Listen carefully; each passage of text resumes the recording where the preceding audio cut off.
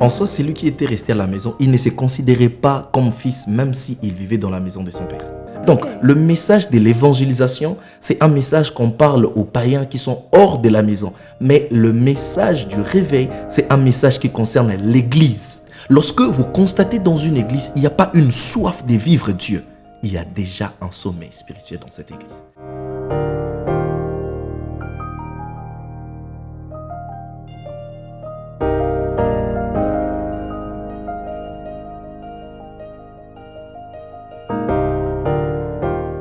Bonsoir mesdames et messieurs de partout où vous nous suivez. J'ai bien l'impression que ça fait vraiment des lustres depuis la dernière fois que l'on s'est revu sur notre plateforme exclusive avec notre programme de Special Interview. Alors ce soir, sans beaucoup parler, j'aimerais introduire une personne que vous allez vraiment prendre plaisir à découvrir. C'est un pasteur, mais aussi un écrivain et tant d'autres que je vous laisserai découvrir ce soir. Alors avec moi ce soir, le pasteur Vincent Loufoutou. Bonsoir et bienvenue, pasteur. Bonsoir, maman Daniela, et merci beaucoup. Merci, comment vous allez? Oui, je vais très bien par la grâce du Seigneur. J'espère que vous êtes à l'aise. Ouais, déjà je suis bien d'entrer ici, ça va. En tout cas, vous nous faites l'honneur de pouvoir encore revenir sur ce plateau après beaucoup de temps et c'est quelque chose qui est vraiment merveilleux. Merci d'avoir honoré cette invitation. Le plaisir est partagé, vraiment. Merci. Bien.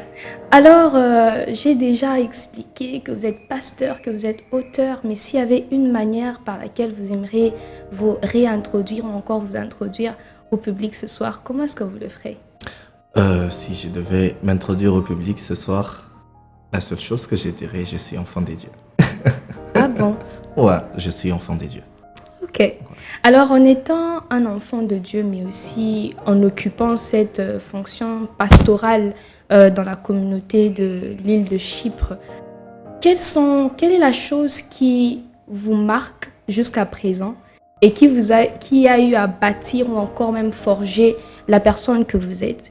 Et aussi, est-ce que cette chose que ça a bâti en vous est quelque chose qui accompagne ou encore vous aide dans votre rôle en tant que pasteur auprès des différentes personnes que vous dirigez?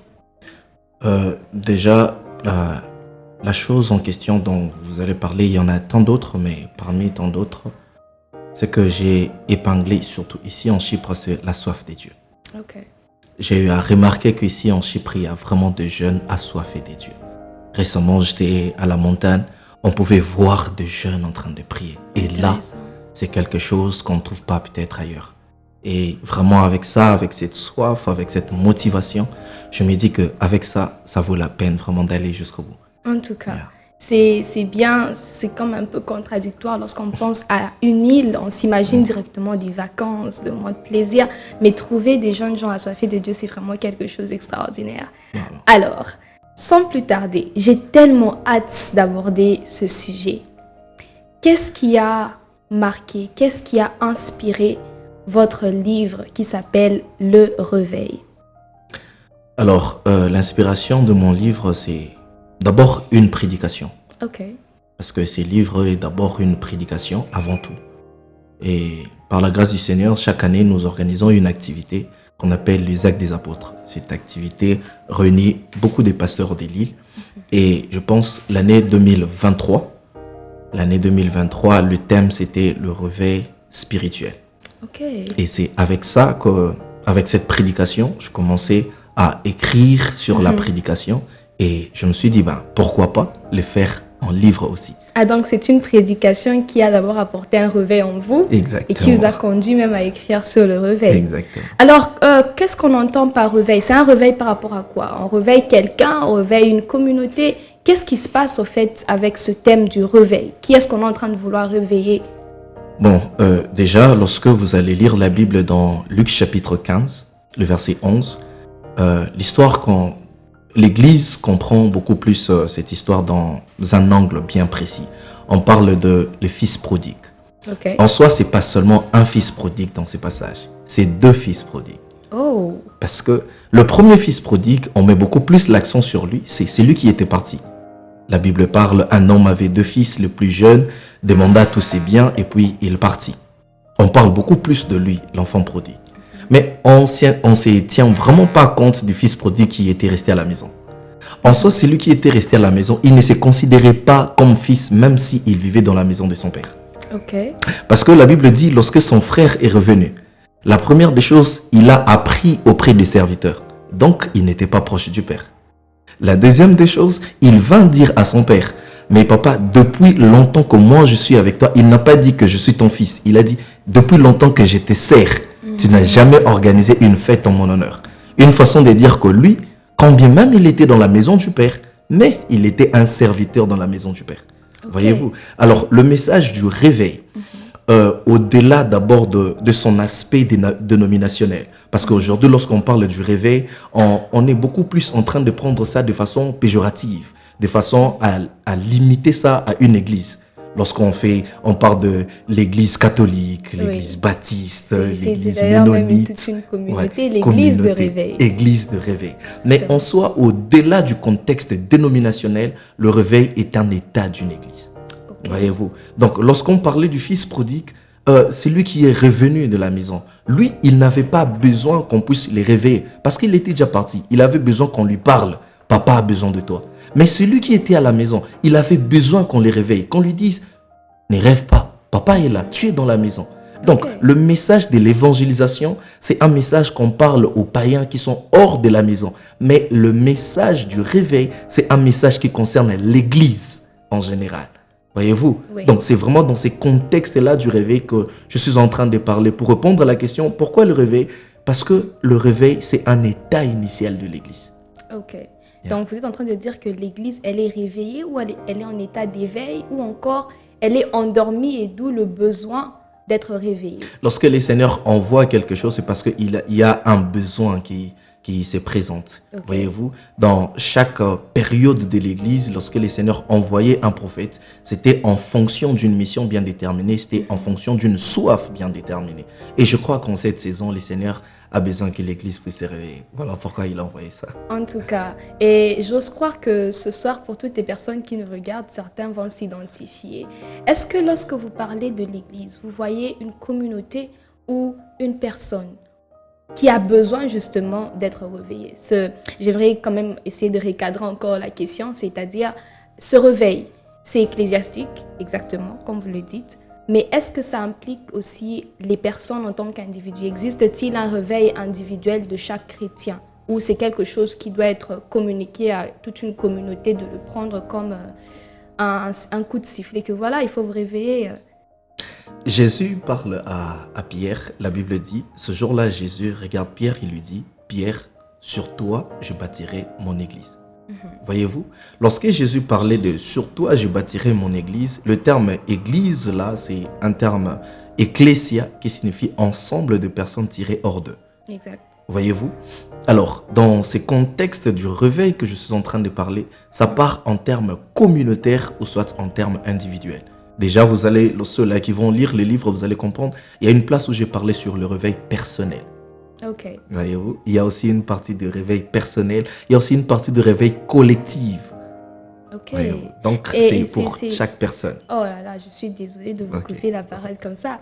Ayant moi-même eu l'opportunité de jeter un coup d'œil dans ce chef-d'œuvre que vous avez écrit, je remarque que vous parlez de ces deux réveils de manière très distincte. Alors, quelles sont ces choses qui peuvent, que la personne en tant qu'individu peut identifier, des indicateurs qu'il est endormi et qu'il a besoin de se réveiller? Et quels sont ces éléments aussi ou ces indicateurs qui peuvent éveiller l'Église en tant que collectif? Bon, déjà, lorsque vous allez lire encore les livres, j'ai énuméré les 7 choses qu'on parle ici comme des signes indicateurs d'une personne endormie. Et pour ne pas spoiler les livres, donc je pourrais peut-être dire un ou deux.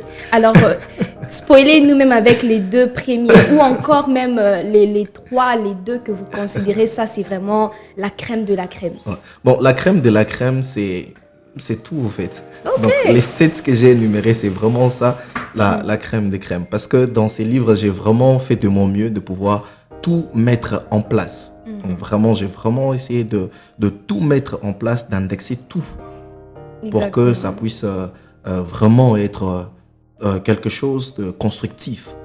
dans la vie. Bon, déjà là, la première des choses, je vais parler, lorsque vous constatez dans votre vie que la première des choses, je vais énumérer ça. C'est à vous de nous faire découvrir cela. J'aimerais pousser tous nos téléspectateurs de pouvoir aller découvrir cela, mais aussi quand même on leur donne un petit avant-goût. Est-ce que vous êtes d'accord avec moi? Ouais, avant-goût. D'accord, on avance alors. Alors, comme avant-goût, je pencherai sur la première des choses, c'est manque de vie de prière.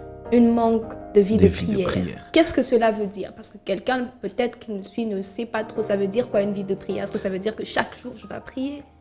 Exactement. Lorsque la Bible dit prier sans cesse, c'est un passage que beaucoup de gens ont beaucoup souvent du mal à comprendre cela. Lorsqu'on dit prier sans cesse, cela ne signifie pas rester 24 heures sur 24 dans votre chambre, enfermé et toujours en train de prier. D'ailleurs, je me demande bien qui pourrait le faire. Peut-être vous, quand vous êtes pasteur, ça vous est déjà arrivé de faire cela? Déjà, je vous dis, enfermé dans ma chambre, quand est-ce que je vais aller prêcher alors? Quand est-ce que je vais faire autre chose? Peut-être que vous organisez par moment, vous dites pendant 7 jours, je vais être là 24 heures sur 7. Bon, ça arrive, mais c'est pas l'image ou l'idée, l'esprit derrière ce passage. Parce que lorsqu'on dit prier sans cesse, on sous-entend pas rester dans la chambre, enfermé, et toujours là en train de crier. Okay. Non.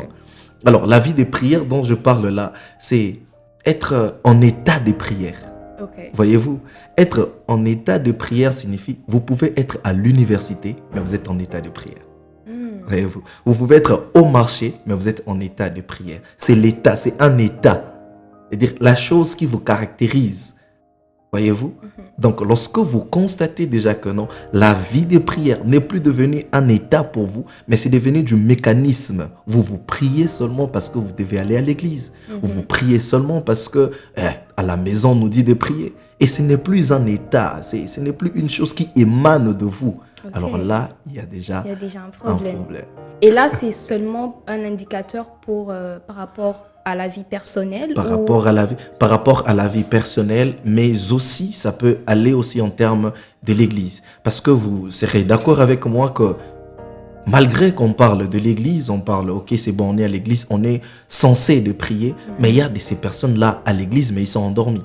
Ah bon? Oui. Comment ça se fait? Parce que être à l'Église... déjà, comme je l'ai dit, la première place où Jésus parle de l'Église même, il parle en tant qu'individu.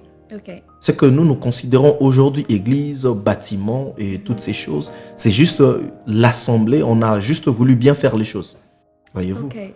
Parce que quand Jésus parle de l'Église, il parle d'abord en contexte personnel. Il parle d'abord à Pierre. Sur toi, je bâtirai mon Église. Voyez-vous? Donc quand Jésus parle de ça, il parle d'abord en la personne de Pierre. Ok. Ouais. Et maintenant, le contexte de l'Église en tant que bâtiment, et c'est alors que même l'apôtre Paul parle de l'Église comme étant le corps du Christ. Voyez-vous? Alors, dans Colossiens, Jésus et l'apôtre Paul parle que Jésus est la tête de l'Église. Donc, la tête de l'Église, qu'on parle de l'Église, l'Église locale. Voyez-vous? Alors, dans l'Église locale, il est possible d'être endormi, mais en étant à l'église. Wow. Parce que l'effet d'aller à l'église ne justifie pas la capacité d'être chrétien aussi. Et c'est d'ailleurs même la chose qui me conduit à une question très pertinente. Est-ce que c'est obligatoire d'aller à l'église? Déjà, dans vos propos, nous retenons que nous sommes nous-mêmes l'église. C'est de manière très individuelle. Alors, pourquoi l'importance alors de se rendre dans le bâtiment? Bon, l'importance d'abord de se rendre au bâtiment, c'est pour permettre la communion fraternelle. Okay. Voyez-vous, Jésus avait l'habitude d'être autour de la table avec ses disciples. Et ça permettait à ce que les personnes puissent se bâtir entre elles. Là, c'est d'abord la première des choses. Et autre chose aussi, étant à l'église, lorsque vous êtes nombreux, ça vous permet aussi, je pense que là j'ai même spoilé l'autre point du livre. Je prendrai l'opportunité pour présenter, voici le format, le réveil. Le réveil final. Exactement. En tout cas, c'est un message très poignant. C'est très alarmant. Vraiment. Mais nous allons aller doucement. Alors, je vous écoute. Est-ce que vous êtes d'accord de spoiler le deuxième? D'ailleurs, vous aviez même commencé déjà. J'ai même déjà commencé. Nous vous écoutons. Alors, deuxième, c'est La prière, ça c'est, je parle de la façon dont on peut activer le réveil personnel. La façon d'activer le réveil personnel. Et j'ai parlé sur la prière, la vie des prières communautaires. Ok. Et ça, c'est très important. Voyez-vous, la Bible dit que les disciples, ils croissaient par ce que Jésus était en train de faire avec eux, mais aussi dans la communion fraternelle. Ok. Ouais, l'importance de la communion fraternelle, c'est très important. Parce que le fait d'être en communauté, partager des mêmes foi, partager des mêmes valeurs, ça fait croître spirituellement aussi. Wow. Donc là encore, je peux identifier que ça, c'est par rapport à la vie personnelle. Ouais. Alors, en tant que la communauté de l'Église, quels sont autres éléments, peut-être un ou deux, qui peuvent indiquer à cette communauté, ou d'ailleurs même qui peut permettre à un individu de reconnaître que l'Église dans laquelle je me rends, il y a un sommeil qui s'est introduit. Lorsque vous allez lire le livre d'Ésaïe, j'ai même énuméré ça là-bas, la Bible dit, le prophète Ésaïe, il crie, il dit, « Éternel, si tu peux déchirer les cieux. » Voyez-vous, il n'a pas dit, « Éternel, si tu peux ouvrir le ciel et puis descendre toi-même. » Mais il a dit, « Si tu peux déchirer les cieux. » Voyez-vous, il y a un verbe qui est utilisé là, c'est le verbe « déchirer ». Ok. Voyez-vous, ce n'est pas le verbe « ouvrir ». Le verbe « ouvrir », c'est un verbe protocolaire. Ok. On peut ouvrir. Mais le verbe « déchirer » est un verbe violent. De la violence. C'est une façon de dire, n'ouvre pas, ne crée pas une porte cela. Ne mets même pas de l'escalier, même pas de l'ascenseur. On n'en a pas besoin. Oh mais là. déchire ça. En tout cas. Voyez-vous, une façon de dire que tout ce qui est là-bas puisse descendre. C'est ça au fait. Lorsque vous constatez dans une église, il n'y a pas une soif de vivre Dieu. Il y a déjà un sommeil spirituel dans cette église. Wow. Ouais. Ésaïe avait tellement la soif. Seigneur, si tu peux déchirer ça. Non, non, non, non. On a trop entendu. Mais déchire. Vous voyez, dans cette génération, on a beaucoup plus, on fait beaucoup plus face au message j'aime même le dire, au massage au lieu de message. Très intéressant jeu de mots. Un massage au lieu Oui. d'un message. On est tellement là en train de masser les chrétiens au lieu de leur donner le message. Voyez-vous? Donc, lorsque déjà là, on est aujourd'hui dans des églises, prêcher le message de la sanctification est devenu, entre guillemets, un problème. Parce qu'on s'est dit, si je prêche ça demain, les gens ne vont pas venir. En tout Voyez-vous? Donc, avec ça, lorsqu'il y a une soif, on sent que la soif, elle est là, alors Dieu descend. C'est là, ça révolte aussi l'église. cas. Vous comprenez? Donc ça déjà, c'est les signes indicateurs du manque du réveil dans une église, c'est le manque de soif. Wow. Lorsqu'une église n'a pas cette soif, déjà là, l'église Déjà est là, c'est endormie. un problème.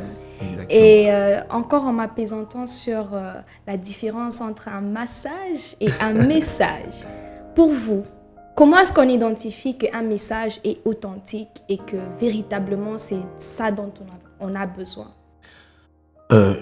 Parce que j'imagine que ça fait partie aussi des éléments très, très cruciaux par rapport au réveil. On doit être en mesure d'identifier, en fait, de bien sonder l'écriture. Exactement. Par là, je répondrai toujours avec la parole. Jésus est en train de dire aux disciples, il dit, « Je sais qu'après mon départ, ils s'introduiront parmi vous des loups cruels qui n'épargneront pas le brebis. » Voyez-vous? Okay. Alors, ces loups-là, leur rôle, c'est de ne pas épargner les brebis. Jésus même continue pour dire, la tribulation sera tellement très forte que s'il est possible, même les élus seront séduits. Okay. Voyez-vous? Mais ce que j'aime maintenant, c'est que la Bible dit, je connais mes brebis et mes brebis connaissent ma voix. Voyez? Donc, dans Jean 10, peu importe ce que Jésus a dit, le voleur ne vient que pour voler, égorger et détruire. Mais moi, je suis venu afin que les brebis aient la vie. Okay. Pas n'importe quelle vie, mais la vie en abondance. Je sens le désir de dire Amen. J'ai l'impression que je réveillais le pasteur en vous. Bon, ne vous arrêtez pas, dites Amen. Amen. Wow. Donc, il y a le réveil dont vous parlez dans le message. Donc, ils Exactement. doivent être en mesure d'identifier ou de discerner entre... Exactement. Mais une autre chose, quand vous parlez de ce passage, il y aura une introduction des différents types de pasteurs ou de prophètes dont on parle. Comment est-ce que ces personnes peuvent discerner que ça, c'est un prophète de la lumière et ça, c'est celui qui se déguise comme l'ange de la lumière, mais n'étant pas un? Je connais mes brebis et mes brebis connaissent ma voix. Tout Voyez-vous, simplement par la voix. ceux qui est de Dieu connaissent la voix de Dieu. Il est possible que vous puissiez aller hors, mais il est impossible que vous restiez hors. Ok. Voyez-vous, vous pouvez aller. Voilà pourquoi la Bible même parle que 7 fois le juste tombe, mais 7 fois Dieu le relève. Une chose dans ces passages qui est bizarre, chaque fois que j'ai lu ça, je me dis, mais attends, lorsque quelqu'un, d'abord au préalable, il était juste, mais quand il tombe, il n'est plus juste, il est devenu injuste. Mais pourquoi même s'il tombe, Dieu l'appelle toujours juste? Eh bien, parce qu'il est destiné à revenir à la maison. Ok. Voyez-vous? Donc, le fait que tu puisses commettre l'injustice ne change pas ton identité. C'est une façon de dire, le fait d'entendre une prédication qui ne vient pas de Dieu ne change pas ton identité ni ta nature. Exactement. Donc, mes brebis entendent et connaissent ma voix. Ils reviendront seulement. Wow. Voyez-vous? Jésus dit, j'ai encore d'autres brebis là. Là, ils vont revenir. Wow. Laissez-le, ils reviendront. Donc, à toute personne qui nous suit ce soir, on retient du pasteur Vincent, qui d'ailleurs, il parle de la parole de Dieu, il dit, c'est possible de revenir encore à la maison. Exactement. En tout cas, quel plaisir de pouvoir entendre cela. Ouais, c'est possible de revenir. Wow. Alors, toujours dans ce même livre, vous parlez de l'époux qui doit revenir. Exactement. Et ceci cadre même dans le message du réveil final. Exactement. La raison pour laquelle je dis que c'était quelque chose de très alarmant, c'est parce qu'on n'a plus le temps. On a le sens du temps qui est en train de courir très vite. Alors, quoi par rapport à cela? C'est quel époux dont on parle? Qui est en train de revenir et pourquoi est-ce qu'on doit être tous en cette grande attente de cette personne? Vous savez ensemble avec moi que ici sur la terre, les chrétiens que nous sommes de pèlerins. Ok. Alors, ici, c'est juste une place où on part et on ne reste pas ici. Jésus parle aux disciples et il leur dit, il est avantageux pour vous que je m'en aille.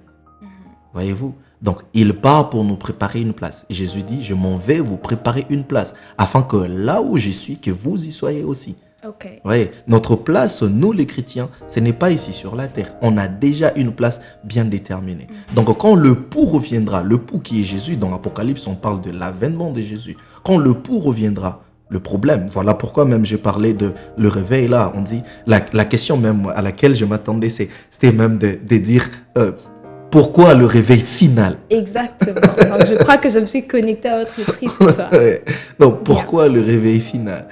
Parce que le réveil final, parce que c'est la dernière des réveils qui peut venir, qui peut arriver. Donc, la venue de Christ, le réveil final. Ouais. Voyez-vous? Parce que l'Église, souvent, l'histoire de l'Église a connu des réveils.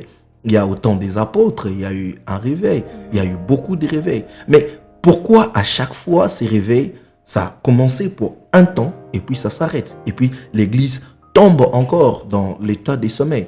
Parce que là aussi, j'aimerais épingler une chose que j'ai parlé de là. À ne pas confondre le réveil et l'effervescence. Ok. Est-ce que vous pouvez élaborer un peu plus par rapport à ce point?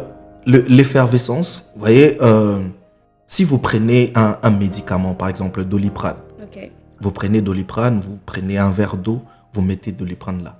Vous allez constater à un moment donné qu'il y aura des bulles qui vont commencer à monter. Voyez-vous, cet agitement-là, les bulles vont monter. Mais après un temps, ça va s'arrêter. C'est ça ce que l'Église appelle aujourd'hui le réveil. Lorsqu'on a un culte réussi, on dit aujourd'hui on a connu les réveils. C'est pas ça. Voyez-vous, lorsque on s'est dit que non, aujourd'hui les gens sont tombés à l'église. Ah non, on a connu les réveils. Waouh. Voyez-vous, c'est de l'effervescence. Ça bouge. Ça, tellement là, on est là agité, ça stimule. Mais en soi, ça ne dure pas. Ça reste là. Mais le réveil final, c'est ce que je parlais ici, c'est avoir l'état initial dont Dieu a créé, l'image de Dieu. Quand il disait église, il disait quoi? Voyez-vous, c'est ça le réveil final. Ouais, le réveil final, je l'ai dit, c'est l'ascendance vers l'olam. L'olam qui est l'éternité. Voyez-vous, donc l'église doit retourner à la première idée de son initiateur. Voyez-vous, pour revenir à une chose, c'est pour que la chose soit bonne, il faut que la personne qui l'a dite puisse définir les règles qui peuvent faire en sorte que la chose soit bonne. Parce que pour Dieu, c'était quoi l'église? C'était quoi sa vision en disant l'église? Et c'est ça, l'église doit revenir dans ça. C'est ça le réveil final. Voyez-vous? Donc, si je dois remettre ça en une synthèse, le réveil final, c'est tout simplement un rappel à l'Église de retourner à son état initial. Exactement. Mais Merveilleux. j'aimerais parler aussi une chose là. D'accord. L'état initial de l'Église, ce n'est pas retourner à l'Église primitive. Ok, nous vous écoutons sur ce sujet. Ah, voyez-vous, lorsque vous allez lire la Bible, vous allez constater une chose. On nous a tellement présenté l'Église primitive comme étant une Église parfaite. Oui. Vous voyez, quand Oui. on dit, un jour j'entends un jeune dire, Seigneur, nous voulons vivre l'Église primitive, nous voulons retourner à l'Église primitive. Wow. C'est pas mauvais de faire cette prière, mais l'état initial de l'Église n'est pas l'Église primitive. Ok. Parce que même à l'Église primitive, il y avait des problèmes. Hmm. Voyez-vous, à l'église primitive, pourquoi est-ce qu'on a fait mention des diacres? C'est parce qu'il y avait des problèmes. Ok. Voyez-vous, lorsque vous allez lire dans Actes des Apôtres, commençons acte 1, on parle de la désignation d'Ananias. Dans acte 2, on parle de l'effusion du Saint-Esprit. Mais quand vous allez commencer à descendre acte 3, 4, 5, vous allez voir, il y a eu même mention d'Ananias et Saphira. Ils sont morts parce qu'ils avaient volé l'argent. Ah oui. Ouais. Donc il y avait aussi le problème lorsque l'apôtre Pierre est en train de parler de la circoncision de la chair. Ils avaient eu un problème là. La circoncision de la chair et la circoncision de l'esprit. Ce que l'apôtre Paul était en train de parler. L'apôtre Paul s'attachait à la circoncision de la chair par Oui. rapport à la coutume. Voyez-vous? Exact. Alors il y avait des problèmes même à l'église primitive. Donc si l'église devait retourner à l'état initial, ce n'est pas à l'état de l'église primitive. C'est à l'image de quoi alors? Donc déjà, vous pouvez m'assister. Lisez Déjà, mon- chers téléspectateurs, cette émission, elle est très particulière. Ça commence avec un feu. Je vous invite à prendre vos Bibles. Ok, merci beaucoup. Prenez avec moi Éphésiens. On Ok. va voir l'image de l'église. Éphésiens chapitre 5, le verset 14. Éphésiens chapitre 5. Bon, je crois peut-être que j'ai bouleversé le programme. Oh non, ne vous de cette inquiétez pas. Le émission. but, c'est vraiment de pouvoir explorer ce livre. Et puisque ça en fait partie, pourquoi pas? D'accord. Alors, Éphésiens. Oui, oui. Éphésiens 5, le verset 27. Ouais, vous pouvez lire. Je lis, il a voulu se présenter à lui-même l'Église dans toute sa beauté, Ok. pure et sans défaut, sans tache, ni ride, ni aucune autre imperfection. Voyez-vous l'idée de Dieu en faisant l'église? Oui. Une église sans tache, ni ride, pas de défaut. C'est cette église que Jésus-Christ viendra enlever. Ok. C'est cette église qui est l'épouse de Christ. Intéressant. Voyez-vous? Et c'est ça l'état initial de l'église. Ok. Une église sans tache, ni ride. C'est ce que je mentionnais là dans les livres. Ok. Voyez-vous? Une église qui n'a pas de défaut.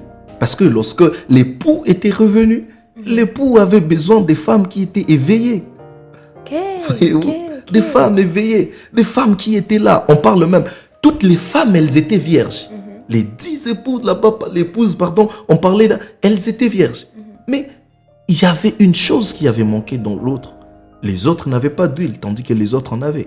Et là, on pourrait parler même du Saint-Esprit. Mais avant même de parler du Saint-Esprit, là, on verra, on va se rendre compte d'une chose, que l'église dont on parle là, c'est l'église qui n'a ni défaut, ni tâche. Et c'est ça l'état initial de l'église. Waouh. Alors, ma dernière question pour pouvoir clore et capturer toute l'idée qui est partagée dans ce livre, le réveil final.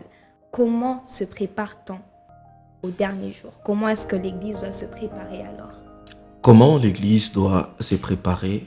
Je pense que tout ça, vous avez lu les livres de fond en comble là. Je vous ai en avez prévenu. seulement quelques minutes là.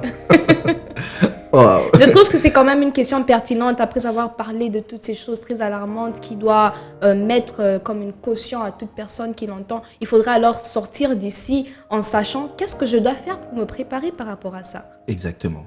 Alors, déjà, le dernier chapitre parle même de ça, sur le pouls. Alors, vous allez vous rendre compte d'une chose, la Bible dit, lorsque les vierges, elles étaient là, elles attendaient la venue de l'époux. Ok. Vous voyez? Et les autres, et toutes elles étaient endormies.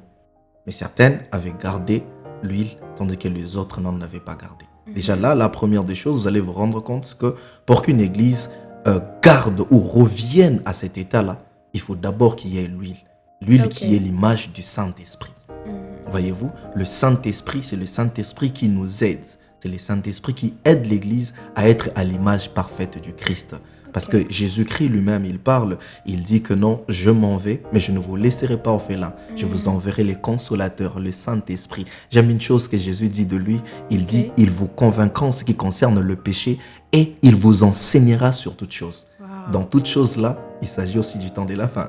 Waouh, merveilleux, merveilleux. Oh mon Dieu, c'est vraiment quelque chose de très merveilleux. Le Saint-Esprit. Le Saint-Esprit. Alors, Pasteur Vincent, comment est-ce que les personnes peuvent avoir accès à ce chef-d'œuvre? Bon, déjà, pour tous ceux-là qui sont en Chypre, les livres déjà à l'église, chez moi, vous pouvez venir si vous en voulez en présentiel. Vous pouvez venir en papier, allais-je dire. Vous pouvez venir, mais il y a aussi un format PDF. Ok. Et quelles sont les coordonnées? Comment est-ce qu'ils vont trouver? Les coordonnées, vous pouvez juste me chercher sur mon Instagram, que je ne connais même pas en tête. Bon, certainement, l'équipe de médias va pouvoir notifier cela. Merci beaucoup. Merci beaucoup. Et vous pouvez aussi venir à l'église.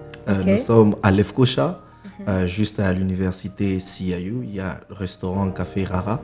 Nous nous réunissons chaque dimanche. Nous sommes là. À partir de 17h. Wow.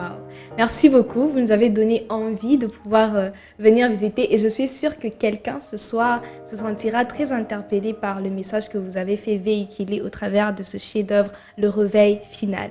Merci beaucoup d'avoir répondu présent à notre invitation. Merci beaucoup, Maman Daniela. Le plaisir est partagé. Alors, mesdames et messieurs, nous voici à la fin de ce special interview avec notre interviewee qui était aussi très spécial. Alors, j'espère que vous avez gardé beaucoup d'informations, mais surtout que vous avez été édifiés, fortifiés, restaurés, rafraîchis, mais surtout réveillés. Alors, je vous invite à écouter plus de nous sur toutes les plateformes digitales. Vous le saurez si vous tapez sur True Life. Alors, c'est ainsi que je vous dis au revoir et à très, très bientôt.